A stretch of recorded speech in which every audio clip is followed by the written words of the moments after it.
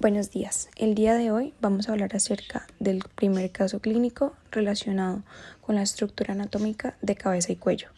Los integrantes son Valentina Ojeda, Paulina Noreña, Manuela Guerrero, Valentina Salcedo e Isabela Rancruel. Los docentes: Eduardo Botero Valencia, Marcela Godelo Ríos y Liliana Valladares Torres, todas del horario de 11 a.m. a 1 p.m. En nuestra tabla de contenidos se dice que en una primera instancia iniciaremos con la introducción anatómica, seguido de la descripción del caso, anamnesis, relaciones anatómicas, diagnóstico 1 y posibles diagnósticos, y finalmente concluiremos con un diagnóstico final y las conclusiones. El cráneo está constituido por huesos que se unen entre sí por medio de articulaciones fibrosas llamadas suturas. Se divide en neurocráneo y viscerocráneo. El neurocráneo está formado por los huesos frontal, occipital, parietales, temporales, etmoidal, esfenoidal. Y el viscerocráneo, por otro lado, está establecido por los huesos palatino, pómer, lacrimal, cornetes, cigomático, maxilar, mandíbula y nasal. Recorriendo estas estructuras encontramos a los músculos de la mímica facial que nos permiten realizar diversas expresiones y músculos de la masticación que, como su nombre lo indica, nos permite realizar la función de la masticación. Encontramos vasos que irrigan y drenan a esos músculos y glándulas, nervios que llevan información tanto sensitiva como motora al sistema nervioso y por último tenemos que todos ellos están recubiertos por el integumento. Desde una vista anterior podemos observar la cavidad orbitaria que se encuentra a ambos lados de la cara, formada por la cara orbitaria del frontal, ala menor y mayor del esfenoides, cara superior del proceso cigomático del maxilar, hueso cigomático, hueso lacrimal y cara orbitaria del hueso etmoides. En cuanto a otras estructuras, encontramos al globo ocular y los músculos que la acompañan, que son el recto superior, recto inferior, recto medial, recto lateral, oblicuo superior y oblicuo inferior. Y también podemos encontrar algunos nervios. En cuanto a estos, tenemos que los nervios sensoriales de la órbita están en el nervio frontal, el cual nace del nervio oftálmico en el seno cavernoso, del cual sale el nervio supraorbitario y el nervio supratroclear, que lleva información sensitiva llegando a la órbita a través de la fisura orbitaria superior por arriba de los músculos del bulbo. También se encuentra el nervio lagrimal situado en la parte lateral de la órbita, el cual lleva información sensitiva y recibe fibras parasimpáticas y secretomotoras del facial. Por los nervios motores están las ramas del nervio facial, el cigomático y el temporal, que inervan los músculos orbiculares del ojo llevando información motora voluntaria. El nervio oculomotor atraviesa la fisura orbitaria superior y se divide en dos ramos. Por un lado, el superior se distribuye en el músculo recto superior y pasa luego al músculo elevador del párpado superior, y el ramo inferior se dirige hacia el recto medial inferior y oblicuo inferior. El nervio troclear que alcanza el músculo oblicuo superior y el nervio abducens que llega al músculo recto lateral. En cuanto a las arterias, tenemos que la mayoría de las arterias provienen de la arteria oftálmica que emite ramas como la arteria lagrimal que se distribuye en la glándula lacrimal, la arteria supraorbitaria y las arterias palpebrales medias. La cavidad nasal está directamente relacionada con los senos paranasales en el techo, pared medial y suelo de la órbita. Estas cavidades son cavidades neumáticas que ayudan a aliviar el peso de la cabeza y se encarga de producir moco para mantener la cavidad nasal libre de microbios. Finalmente, con la descripción de las estructuras anatómicas relacionadas con este caso clínico, decimos que podemos encontrar a la cavidad oral, que es un espacio limitado anteriormente y posteriormente por los dientes, que se extiende hacia atrás hasta el istmo de las fauces, y el vestíbulo oral, que es el espacio limitado lateralmente por las bucas, exteriormente por los labios, dientes y las paredes anteriores con la mucosa. Está inervado por la rama maxilar sensitiva y mandibular sensitiva del trigémino y por el nervio facial. Finalmente decimos que su irrigación es la arteria maxilar y la arteria facial. En la historia clínica pediátrica del paciente se encuentra que es un niño de 7 años de género masculino llamado Jairo García. El niño llega luciendo muy álgido, adolorido. El médico pide que se elabore una anamnesis, la cual consiste en un conjunto de datos del paciente que se recogen en la historia clínica para un fin de diagnóstico. Este es importante pues brinda información de alguna enfermedad o tratamiento que puedan ayudar en el caso del paciente. Se llega a notar que Jairito toca con gran frecuencia su ojo izquierdo, el cual tiene edema, que consiste en una hinchazón blanda que se ocasiona por la serosidad infiltrada en el tejido celular. También tiene eritema, que es la inflamación con manchas rojas y además persiste con lagrimeo. Durante 8 días, Jairito ha presentado cefalea, dolor de cabeza, rinorrea, secreción nasal, tos, reflejo que despeja la garganta y vías respiratorias, fiebre, aumento de la temperatura corporal. Estos síntomas fueron tratados por la madre con limonada y Advil durante 3 días. En el examen físico, donde el médico revisa el cuerpo del paciente, se le encontró un edema palpebral, una acumulación anormal de líquido en los tejidos de la superficie interna del párpado en el ojo izquierdo, donde también tiene una limitación para la abertura ocular, es decir, que aquella hinchazón hace que el paciente tenga dificultad al momento de abrir su ojo, lo que provocó que no se pudiera evaluar su agudeza visual, es decir, su capacidad para identificar nítidamente estímulos visuales. Además, presenta dolor al realizar estos golpes suaves o percusión que permite determinar el tamaño, la consistencia y los bordes de órganos corporales de esta región frontal, y también presenta halitosis o mal aliento.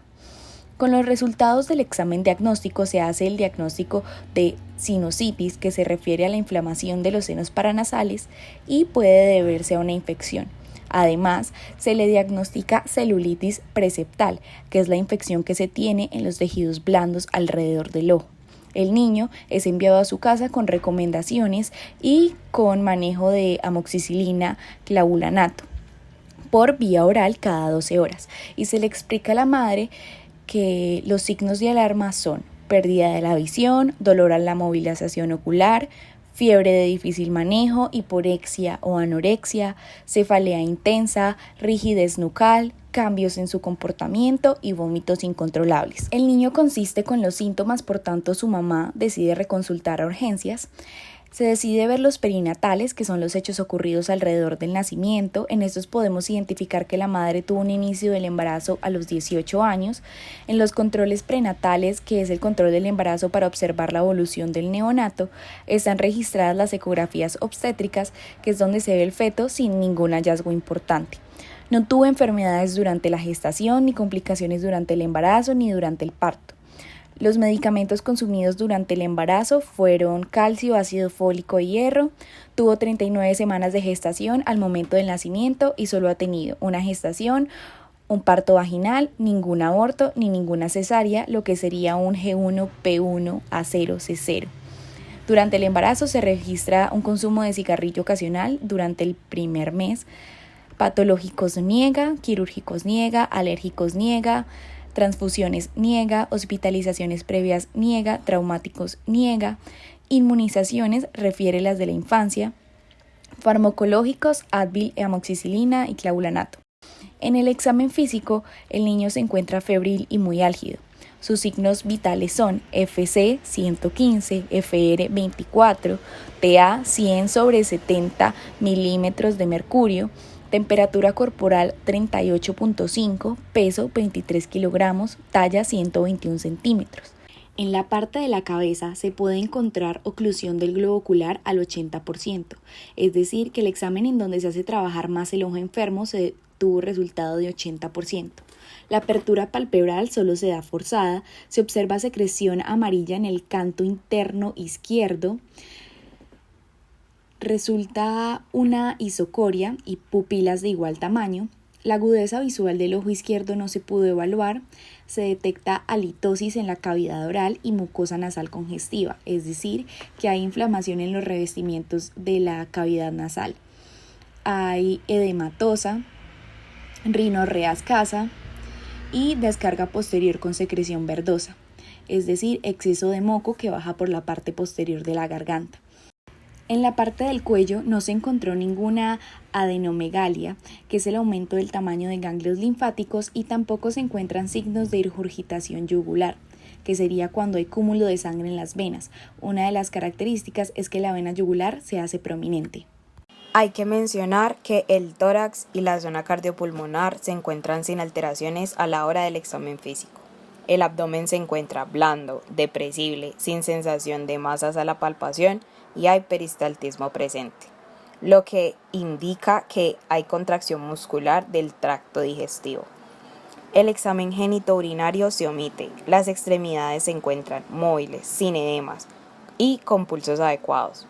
Y con respecto al sistema nervioso central, el paciente se encuentra orientado en tiempo, lugar y persona.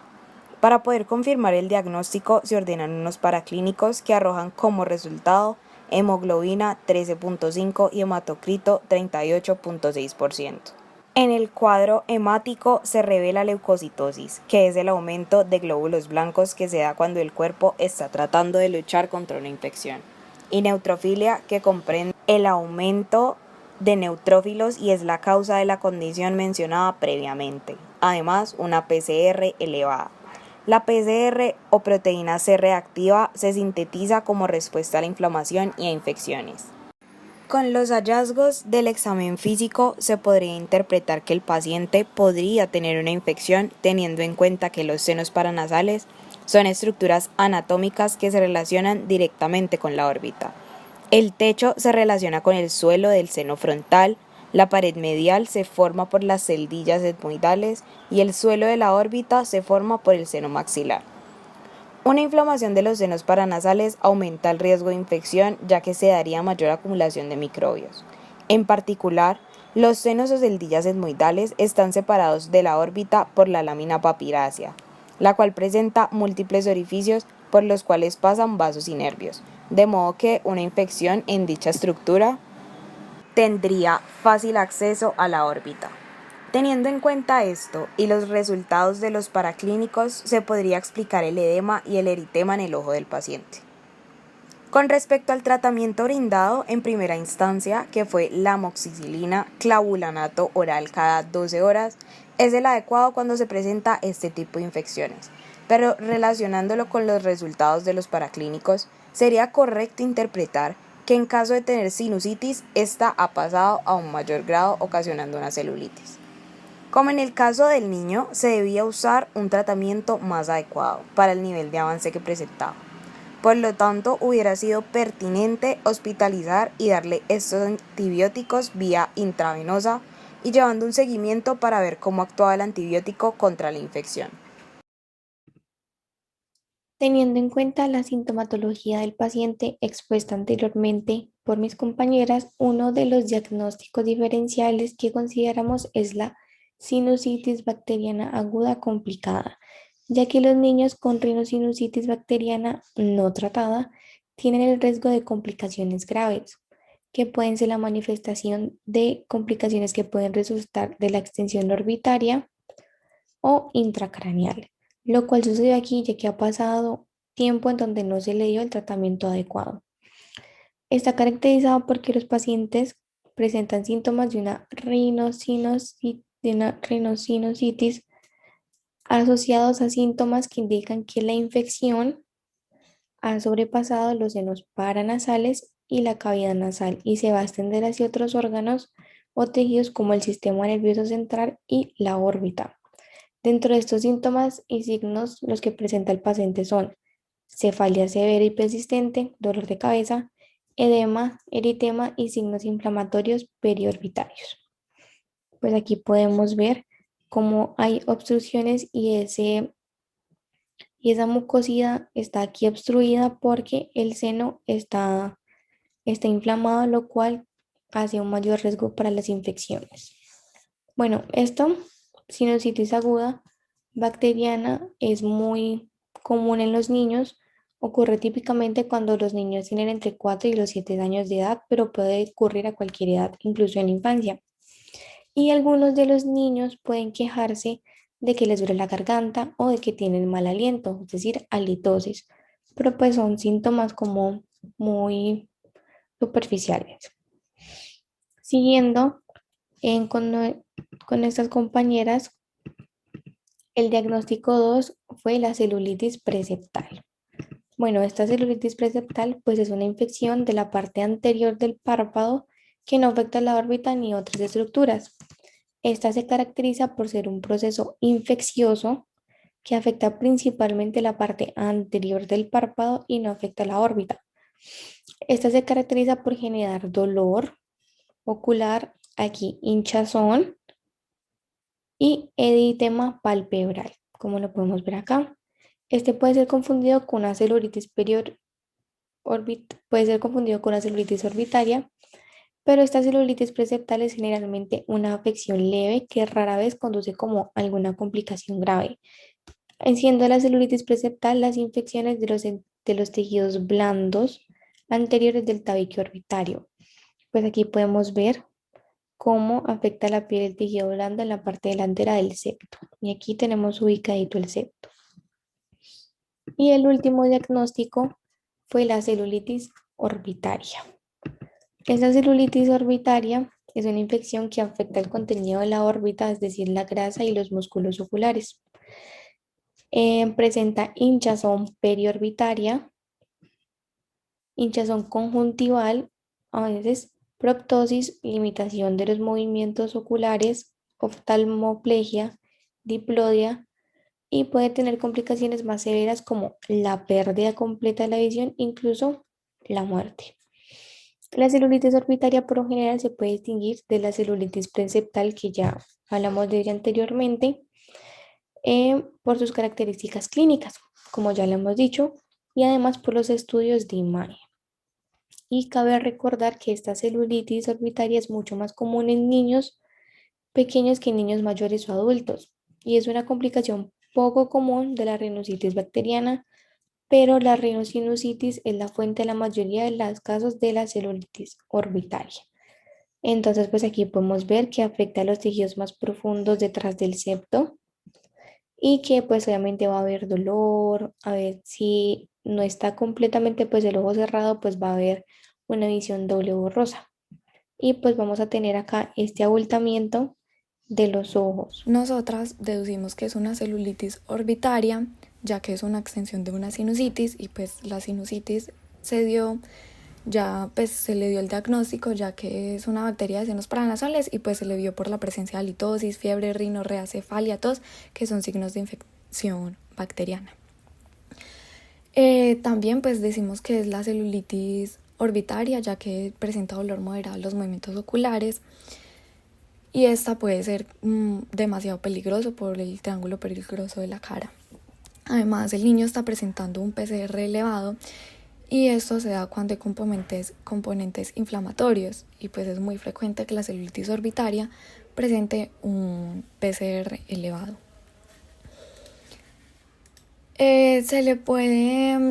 Se puede deducir pues que en celulitis orbitaria se presenta pues el edema, eritema y aumento de calor local de párpado, la afectación de la motilidad ocular extrínseca, que es muy posible, igual que la proptosis, también muy posible la disminución de agudeza visual y también está muy frecuente la elevación de PCR, la leucocitosis y la fiebre. Ya como tratamiento de la celulitis orbitaria se le puede dar una cefotaxima más clindamicina o también oral, que sería la amoxicilina o clavulanarico. Pero en fin, si esto no funciona, puede verse a un microorganismo resistente a estos antibióticos y es cuando se tiene que dar un diagnóstico más a fondo y buscar otro tratamiento. Y por otro lado, en caso de que se sospeche o se confirme la infección por Staphylococcus aureus resistente a la meticilina, el tratamiento pues de elección por vía intravenosa sería la clindamicina y pues por la vía oral el trimetoprim sulfametoxazol. Gracias por su atención.